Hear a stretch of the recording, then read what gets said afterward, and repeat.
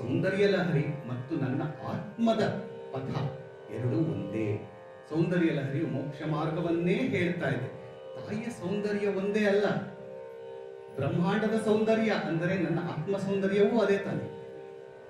ಅಹಂ ಬ್ರಹ್ಮಾಸ್ಮಿ ಅಂತ ಒಪ್ಪಿಕೊಂಡ ಮೇಲೆ ಹಾಗಾಗಿ ಸೌಂದರ್ಯ ಲಹರಿಯಲ್ಲಿ ಆ ಸೌಂದರ್ಯದಲ್ಲಿ ನನ್ನ ಆತ್ಮ ಸೌಂದರ್ಯವನ್ನು ನಾನು ಕಂಡುಕೊಳ್ಳಬೇಕು ಎನ್ನುವುದು ಆದಿಶಂಕರರ ಈ ಅದ್ವೈತ ಮಾರ್ಗ. ಈ ಕಾರಣಕ್ಕೆ ಸೌಂದರ್ಯ ಲಹರಿಯು ಅತಿ ಉನ್ನತ ಸ್ಥಾನವನ್ನು ಪಡೆದಿದೆ. ಜೊತೆಗೆ ಇದು ಶ್ರೀವಿದ್ಯಾ ಉಪಾಸನೆಗೆ ಅತ್ಯಂತ ಪ್ರಶಸ್ತವಾದ ಗ್ರಂಥ ಹಾಗೂ ಈ ಮಾರ್ಗಕ್ಕೆ ಸಮಯಾಚಾರ ಮಾರ್ಗ ಅಂತ ಹೆಸರಿಟ್ಟಿದ್ದಾರೆ ಶ್ರೀವಿದ್ಯೆ. ಅಂದರೆ ಕುಂಡಲಿನಿಯನ್ನು ಜಾಗೃತ ಮಾಡಿ ಸಹಸ್ರಾರಕ್ಕೆ ತೆಗೆದುಕೊಂಡು ಹೋಗಿ ಆ ಸಹಸ್ರಾರದಲ್ಲಿ ಶ್ರೀಚಕ್ರವನ್ನು ಭಾವಿಸಿ